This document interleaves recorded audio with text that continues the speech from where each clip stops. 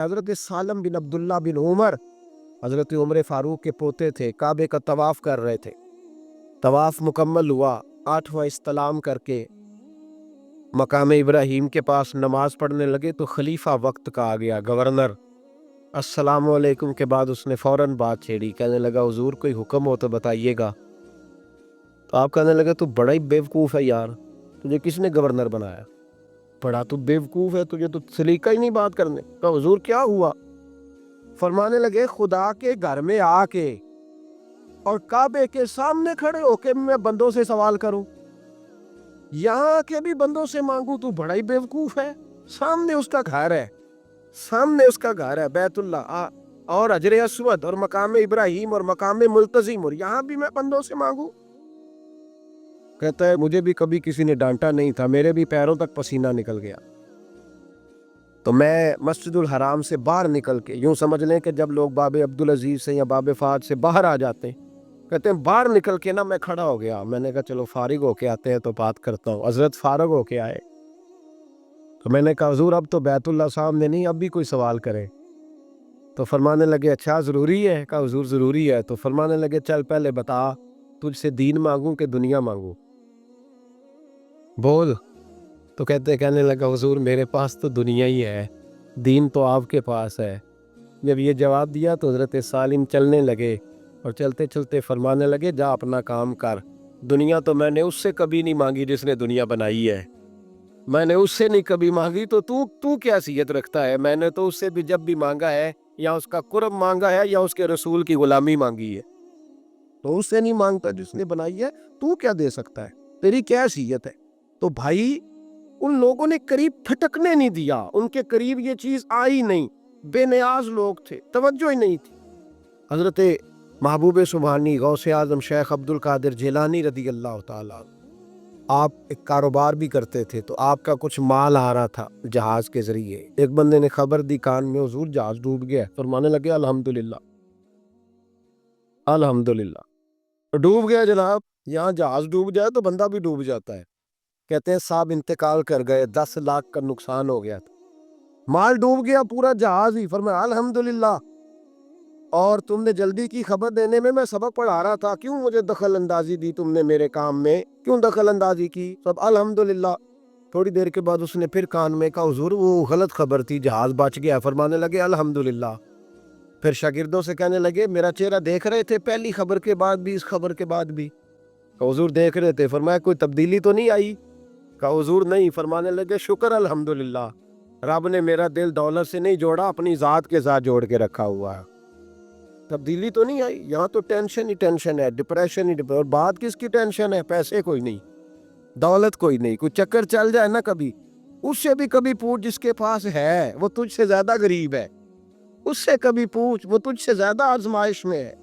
غریب شہر تو فاقوں سے مر گیا، لیکن امیر شہر نے ہیرے سے خودکشی کر لی، اس کو بھی تو پوچھ اس کا کیا حال ہے۔ دانش مندان دا کم نہیں، دل دنیا نہ لانا، اس ووٹی کئی خامد کیتے، تو جو کیتا سو کھانا، یہ تو کام ہے اس کا۔ بڑے آئے بڑے چلے گئے، بڑے آئے بڑے نکل گئے، توجہ ہی نہیں، میاج ہی نہیں۔ حضرت مولا علی شیر خدا، علی المرتضی، امام الاولیاء، صاحب صدق و صفا، داماد مصطفیٰ صلی اللہ علیہ وسلم، اسد اللہ، حضرت علی شیر خدا رضی اللہ تعالیٰ عنہ کوفے کے چوک میں کھڑے تھے تو کہہ رہے تھے یار میری نا طامت پرانی ہو گئی ہے، یہ میں نے زرہ بیچنی ہے، تو بندہ مجھ سے خرید لو تاکہ میں نئی طامت لے لوں۔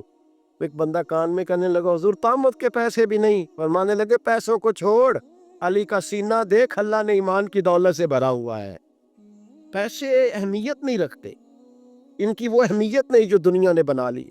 فرمایا ضرورت نہیں تھی، اب ذرا احساس ہوا ہے کہ زیادہ ہی پھٹ گیا ہے، پردہ نہیں صحیح طرح پورا کرتا، تو میں نے کہا چلو زرہ بیچ کے نیا لے لے۔ ضرورت نہیں، مزاج نہیں، طبیعت نہیں، انہوں نے ماحول نہیں بنایا، ہمارے تو حد ہو گئی، اتنا بری حالت ہے کہ ناقابل برداشت۔ حضرت عمر فاروق رضی اللہ تعالیٰ عنہ صحابہ نے مسجد نبوی میں بیٹھ کے میٹنگ کی، عمر کی تنخواہ بڑی تھوڑی ہے مال غنیمت میں سے، اب تو عمر کے پوتے بھی ہیں، نواسے بھی ہیں، رشتہ داریاں بھی ہیں، تعلق بڑھ گئے ہیں، اور عمر فاروق بوڑھے بھی ہو گئے۔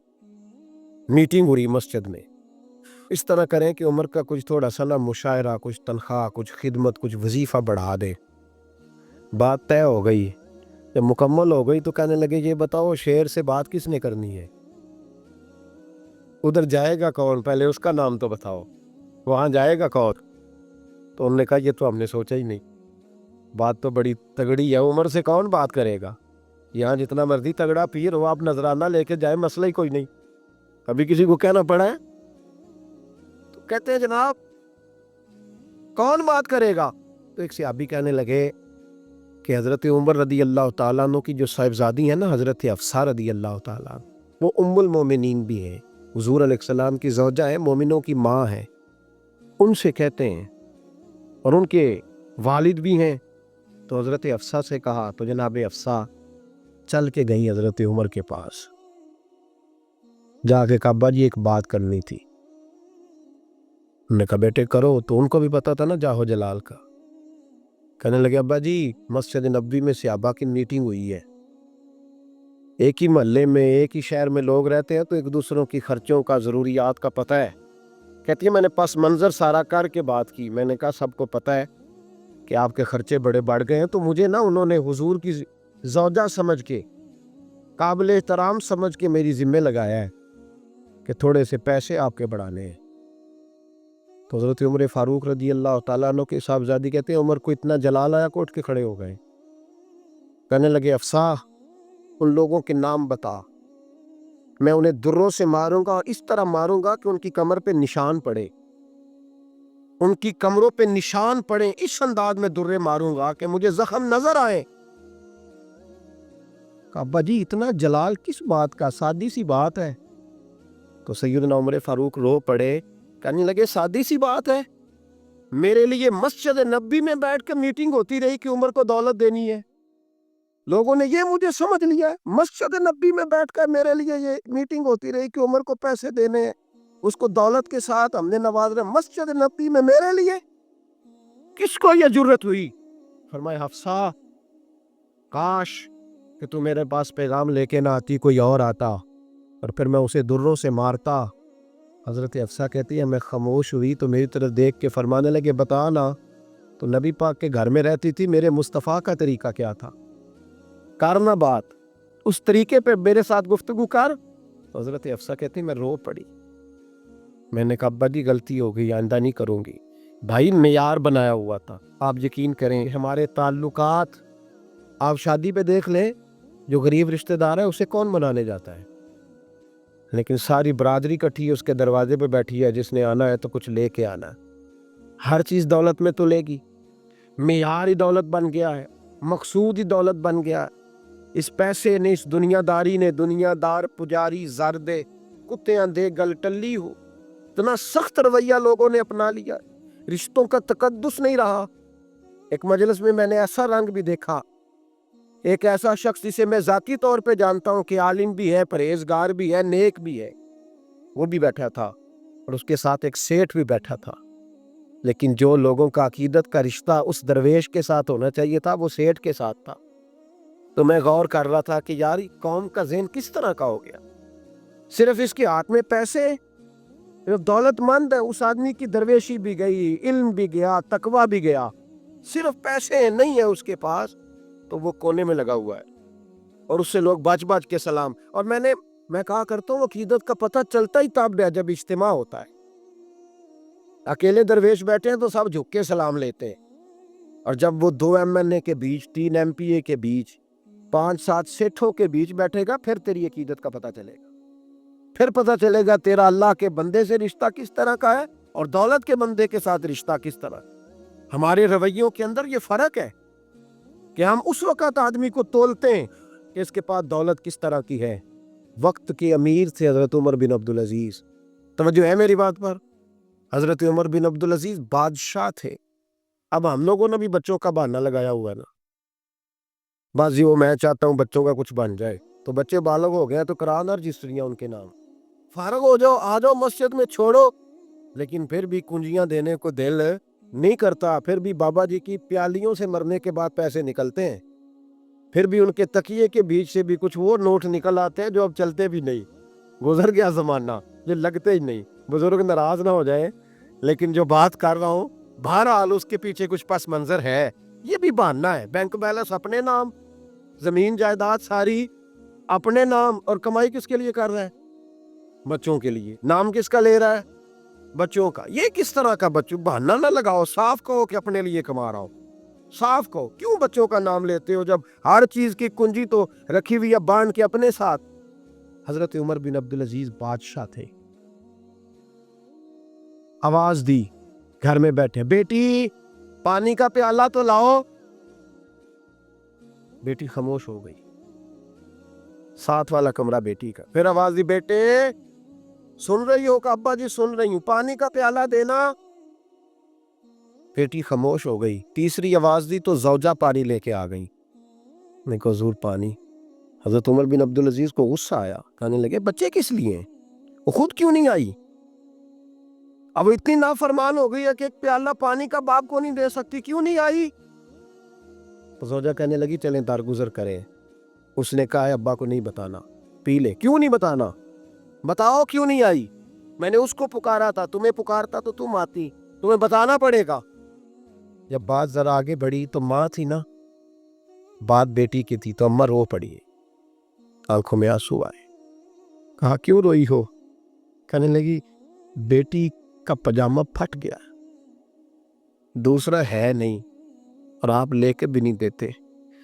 کمرے میں بیٹھ کے تو پاجامہ سی رہی ہے، تو کہہ رہی تھی ابا کو بتانا نا، انہیں تکلیف ہوگی. تو وہ اس کے پاس دوسرا ہوتا تو آ جاتی، ایک ہی تھا، تو اس لیے نہیں آئی. حضرت عمر بن عبدالعزیز اٹھے، سر سجدے میں رکھا، کہنے لگے یا اللہ تیرا شکر ہے، تو نے میرے بچوں کو بقدر ضرورت روزی عطا فرمائی ہے. یا اللہ تیرا شکر ہے. ایک روایت میں نے پڑھی، کلیجہ منہ کو آیا. مصطفیٰ کریم بیٹھے تھے تو سیدہ عائشہ صدیقہ رضی اللہ تعالیٰ نے عرض کی یا رسول اللہ صلی اللہ علیہ وسلم، وہ دیکھیں سیدہ فاطمہ آ گئی ہے، وہ دیکھیں بی بی صاحبہ بغیر بتائے آ گئیں. حضرت فاطمہ الزہرا آئی تو حضور نے فرمایا فاطمہ بغیر اطلاع کے؟ حضور چھوٹا سا کام تھا. کیسے آئی ہو؟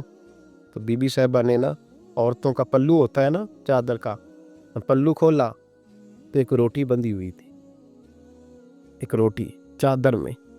یہاں لوگ زیور باندھتے ہیں، دولت باندھتے ہیں، ایک روٹی حضرت فاطمہ نے پلو میں باندھی، کھول کے پیش کی. کہ بیٹے یہ کیا ہے؟ کہ ابا جی کئی دنوں سے گھر میں روٹی نہیں پکی تھی، آج علی کچھ جون لائے تھے، پیسے ہیں، چند روٹیاں بنی ہیں، تو بچوں نے تو کھا لیا، تو میرے سامنے بھی ایک روٹی آئی تھی، میں نے لقمہ توڑا ہے تو مجھے خیال آیا پتہ نہیں مصطفیٰ نے کھایا ہے کہ نہیں کھایا، پتہ نہیں حضور نے روٹی کھائی ہے کہ نہیں، میں لے کے حاضر ہو گئی ہوں، مہربانی فرمائے. فرمایا بیٹے بیٹھ جا. حضرت فاطمہ بھی بیٹھ گئی ہیں. سیدہ عائشہ کہتی ہیں حضور بھی بیٹھ گئے. فرمایا فاطمہ کتنے دنوں سے نہیں کھایا؟ عرض کی حضور 3 دن سے. فرمایا بیٹے میں نے 5 دن سے نہیں کھایا. آ جا. دونوں باپ بیٹی مل کے کھاتے.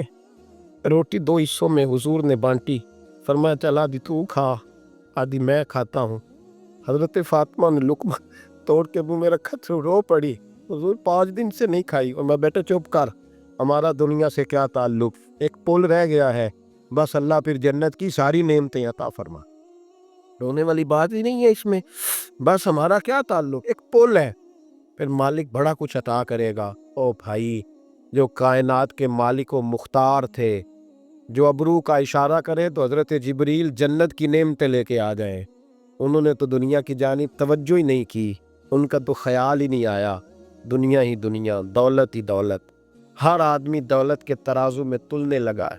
اب تو کلیجہ پھٹتا ہے، اب تو لوگ پوچھتے ہیں، اور میں کبھی کبھی بڑا مجبور ہوتا ہوں، آزمائش میں آ جاتا ہوں. لوگ کہتے ہیں جناب آپ سے کچھ قرآن کی آیات سننی ہے، آپ کتنے پیسے لیں گے؟ کچھ حدیثیں سننی ہے، کیا اس کا معاوضہ ہوگا؟ آپ سے اس نبی کا نام سننا ہے جس کا آپ کھاتے ہیں، جس کے نام پر آپ نے عزتیں لی ہیں، ان کا نام سننا ہے. آپ کا ریٹ کتنا، آپ کتنے میں بیچیں گے؟ وہ نعت جو غذا ہے وہ کتنے میں بکے گی؟ جب دنیا داری کا یہ اشر ہو جائے کہ وہ رسول اگر ان کا نام نہ رہے تو ہماری سانسیں ہی نہ چلے. ان کا نام بھی جب اس طرح کمرشل کر کے لیا جائے اور اس طرح وہ چیزیں بھی ریٹ میں آ جائیں تو بھائی اس سے بڑی اور دنیا داری کیا ہوگی. میرے رسول کریم سید عالم نور مجسم صلی اللہ علیہ وسلم نے اس دنیا کو محبوب نہیں رکھا، قاری نہیں بنایا، ماحول ہی نہیں بنایا. حضرت عیسیٰ علیہ السلام کی 450 سال عمر. کتنی؟ 4.5 نہیں، میں نے کہا 450 سال. حضرت عیسیٰ نے شادی نہیں کی، گاڑی نہیں بنایا، ایک پیالہ ہوتا تھا پانی پینے کا، ایک تکیہ ہوتا تھا. ایک دن ایک بندے کو دیکھا کہ وہ بازو کا تکیہ بنا کے سو رہا ہے تو حضرت عیسیٰ نے وہ تکیہ بھی خیرات کر دیا، کہنے لگے اس کے بغیر بھی کام چل جائے گا. ایک پیالہ تھا پانی پینے کا، ایک دن دیکھا ایک آدمی چلو میں پانی پی رہا تو وہ پیالہ بھی اللہ کے راستے میں دے دیا، کہنے لگے اس کے بغیر بھی کام چلتا ہے. کسی نے کہا نکاح کیوں نہیں کرتے، گھر کیوں نہیں بساتے؟ تو فرمانے لگے 450 سال تو عمر ہے، اللہ کو راضی کروں کہ گھر بساؤں، سجدے کروں یا میں دنیا داری کروں؟ بھائی اسلام نے آپ کے لیے سہولت کر دی، میرے لیے آسانی کر دی کہ تیرا بچے پالنا بھی عبادت ہے، تیرا گھر بار چلانا بھی دینداری ہے، لیکن مقصود نہ اس کو بنا، اس کو مقصود نہ بنا، دنیا داری میں اتنا الجھ نہ، بقدر ضرورت لے، اس طرح کا رویہ اختیار نہ کر. اور ایسا ہو سکتا ہے ابھی چند سال ہوئے مولانا عبدالستار خان نیازی علیہ رحمہ نے پردہ کیا، وفاقی وزیر رہا وہ شخص، زمانہ بتایا، پاکستان کی میلی سیاست کے اندر رہ کے وقت گزارا، لیکن جب ان کا جنازہ اٹھا تو ان کے اکاؤنٹ میں اتنے پیسے نہیں تھے کہ کفن کا کپڑا بھی خریدا جا سکے، کفن کے کپڑے کا بھی پیسہ نہیں تھا. او بھائی یہ لوگ ہیں یار، وفاقی درجے کا شخص ہو کے گزرے اور وزارتیں اس کے آگے پیچھے بھاگیں اور ہر الیکشن میں وہ بندہ MNA کی سیٹ جیت جائے اور پھر رخصتی کا وقت آئے تو اس کا حال یہ ہو کہ کوئی شخص کہے کہ چلو 250 اکاؤنٹ سے نکلا ہے تو باقی مجھ سے لے لو تاکہ کفن کا بندوبست ہو سکے. اس کا مطلب ہے کہ آج بھی یہ رنگ ہوتا ہے. اور وہ پگڑی تگڑی باندھتے تھے، سوٹ آلہ پہنتے تھے، تو لوگ کہتے تھے یہ کیوں کرتے ہو؟ فرماتے میں مصطفیٰ کا فقیر ہوں، لوگ تو نہ مجھے فقیر سمجھیں، ایسا تو نہ وہ دنیا دینے لگ جائے کہ حضرت کے پاس پہننے کو کپڑا نہیں تو چلو کچھ دو، میں اپنے پردے اپنے اللہ کے ساتھ رکھنا چاہتا. بھائیو ان لوگوں نے وقار کے ساتھ وقت گزارا. اس انداز سے تھوڑا باہر آؤ. اپنے ساتھ ہم نے اتنی زیادتی کر لی ہے، اتنا ظلم کر لیا کہ سوائے دولت کے، سوائے دنیا دار، خالص وہ روحانی سلسلہ طریقت کا، تصوف کا، وہ بھی سارا اسی حضرت ابو الحسن کرکانی درویش تھے. محمود غزنوی بادشاہ وقت تھا، کہتا میں دعا کرانے گیا تو میں نے وہی سمجھا جو سب کے بارے میں سمجھا جاتا ہے. گفٹ پہلے لے گیا، میں نے کہا 2 تھیلیاں شرفیوں کی لے جاتا ہوں، بابا دعا صحیح کر دے گا، نذرانہ نہیں سود ہے پیران حرم کا. تو کہتے ہیں 2 شرفیوں کی تھیلیاں پہلے لے گیا کہ رکھوں گا تو بابا میرے حق میں نرم ہو جائے گا. میں نے وہ اب ذہن یہ بنا کے گیا تھا. حضرت اب کیا کر رہے ہیں؟ جمعے کا دن تھا تو کچھ سالکین طریقت مریدین جھاڑو لگا رہے تھے، تو سر میں کھجلی ہوئی تو پگڑی اتار کے ایک مرید سے کہنے لگے دیکھ کہیں جمعے تو نہیں پڑ گئی. ایک جمعے دیکھ رہا ہے، وہ کہتا ہے میں جمعے دیکھ رہا تھا، حضرت نے سر جھکایا ہوا تھا تو محمود غزنوی داخل ہو گیا. تو جو جمعے نکالنے والا کہنے لگا او ہو، فرمانے لگے کیا ہوا؟ کہ حضور بادشاہ آ گیا. کہنے لگے چھوڑ، بادشاہ تو آتے جاتے رہتے ہیں، میں نے سمجھا تھا کوئی تگڑی سی جوں تیرے ہاتھ لگ گئی ہے، تو نے تو اس طرح کر کے شور مچایا جیسے بڑا کوئی انقلاب، بادشاہ آتے جاتے رہتے، بندہ یہ کیا ہو گیا، جوں دیکھ دھیان سے. تو محمود کہتا ہے میں تو دنیا دار قسم کا صوفی سمجھ کے آیا، تھیلیاں بھی شرفیوں کی رکھیں. تو بابا جی سے دعا کے لیے کہا میں سومناتھ کے مندر فتح کرنے جا رہا ہوں، دعا کرنا. تو بابا جی نے اندر سے کرتا منگایا، کہنے لگے یہ میں نے ابھی اتارا ہے کپڑے بدلنے کے لیے. جب بڑی مشکل پڑ گئی تو کرتا سامنے رکھ کے دعا مانگنا، اللہ اس کے وسیلے سے فتح عطا کر دے گا. جو مشکل ہوگی تیری تر دامنی پہ شیخ ہماری نہ جائیے، ہم دامن نچوڑ دیں تو فرشتے وضو کرے. اور اقبال کہنے لگے نہ تیگ و تیر میں نہ لشکر و سپاہ میں ہے، جو بات مرد کلندر کی بارگاہ میں ہے. کو معمولی لوگ ہوتے ہیں. اقبال کہنے لگے ید بیضا لیے پھرتے ہیں اپنی آستینوں میں، انہوں نے بغل میں ہاتھ رکھا ہوا ہے، اگر کھول دے تو اللہ اسی طرح حرکات کا فیض عطا کر دے جو حضرت موسیٰ کے ید بیضا کو ملا ہوا. وہ معمولی لوگ ہوتے ہیں. غبار آلود سمجھ کر حکارت سے نہ دیکھ ان کو، انہی کی ٹھوکروں سے سلطنت بنتی اور بگڑتی ہے. یہ تگڑے لوگ وہ علیحدہ بات ہے کہ جڑے محرم راز حقیقت دے وہ راز حقیقت کھول دے نہیں تے جنہ ویکھیا نہیں وہ کرن گلاں جنہ ویکھ لیا وہ تے بول دے ہی نہیں. یہ بات علیحدہ ہے کہ وہ بیان کرنا پسند نہیں کرتے, پردوں میں چھپے رہتے ہیں, ورنہ تو اللہ نے بڑے اعزازات دیے ہوتے.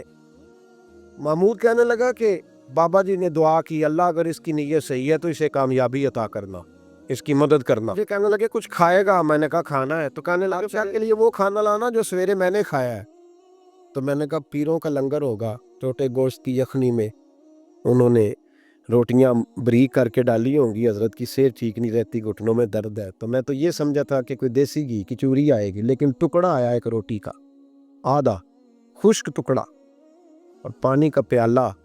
تو کہتے ہیں میں نے اس کو کاٹ کے نا دانتوں کے ساتھ جب نگلنا چاہا تو یہاں اڑ گیا میرے گلے میں, کبھی اس طرح کا کھانا کھایا ہی نہیں تھا. تو کہتے ہیں حضرت نے دونوں شرفیوں کی تھیلیاں اٹھا کے میری طرف پھینکی, کہنے لگے جس طرح ہمارا کھانا تیرے گلے میں اڑ گیا تیری دولت بھی ہمارے گلے میں اڑ جائے گی, اٹھ اور نکل, اللہ خیر کرے. کہتے ہیں میرے دل نے گواہی دی کہ یار یہ عام دنیا دار نہیں, یہ رب کریم کا بندہ ہے. کہتے ہیں اب جب میں پہلے انہوں نے کوئی لفٹ ہی نہیں کرائی جب گیا, اب جب میں جانے لگا نا اٹھ کے واپس تو حضرت اٹھ کے میرا استقبال کیا. مجھے سواری تک چھوڑنے گئے تو میں نے کہا حضور جب آیا تھا آپ نے منہ ہی نہیں لگایا, اور جب جانے لگا تو اتنا اعزاز. فرمانے لگے جب تو آیا تھا تو بھی تو یہی سوچ رہا تھا نا کہ 2 شرفیہ دوں گا تو بابا نرم ہو جائے گا, تو میں تجھے کیوں پروٹوکول دیتا. اب جاتی دفعہ تیرے دل نے بھی گواہی دی ہے کہ یہ کوئی دنیا دار نہیں, یہ رب کا بندہ ہے. تو رب کے بندے کے پاس آئے تو تیری عزت نہ کروں. عرض یہ کرنا چاہ رہا ہوں کہ اتنی لمبی چوڑی دنیا داری اس کو مقصود نہ بناؤ. یہ جب مقصود بن جاتی ہے تو بے کیف سجدے, بے سرور زندگی, کسی کا پیار نہیں رہتا. غریبوں کے بارے میں بھی لوگ تبصرہ کرتے ہیں, ہم سے نہیں غریب پالے جاتے, کمائے محنت کرے کھائے, پھر لوگ دھتکارتے ہیں. پھر لوگوں کے اندر سختی آتی ہے جب مقصود دولت ہوتی ہے, اور جب مقصود اللہ کی رضا ہوتی ہے پھر اللہ انسانوں کے دلوں کو نرمی عطا فرماتا ہے. اس کو مقصود نہ بناؤ, اس کو مقصود خدا کی ذات, اللہ کی ذات, فکر آخرت, قرآن سینے سے رہے, اور زبان پر جو چیز ہر وقت جاری رہے وہ رسول اللہ کا درود و سلام. پھکی چیزوں کو مقصد نہ بنائیں. یہ دنیا مقصد بن گئی تو یہ زندگی کو کھڑا کر دے گی, جام کر دے گی, پھر آگے پیچھے کچھ نہیں ہوگا. پھر الہاکم التکاثر حتی زرتم المقابر. فرمایا لوگ دولت کے پیچھے اس طرح لگے کہ پھر انہیں قبریں دیکھ لیں. میں کئی دفعہ کہا کرتا ہوں کہ لوگ مسجدوں میں تو نہیں آئے, قبروں میں چلے گئے. اتنے مصروف ہوئے کہ مسجد آنے کا ٹائم نہیں ملا اور وہ قبروں میں چلے گئے, نماز نہیں پڑھی, یہاں تک کہ ان کی نماز لوگوں نے پڑھ ڈالی. اتنا نہ دنیا داری کرو, اتنا نہ اس کو مقصود بناؤ. جتنی اس کی حد ہے اس کو اسی حد میں رکھو. اللہ محبوب پاک کا صدقہ سمجھ عطا فرمائے. آخر دعوانا ان الحمدللہ.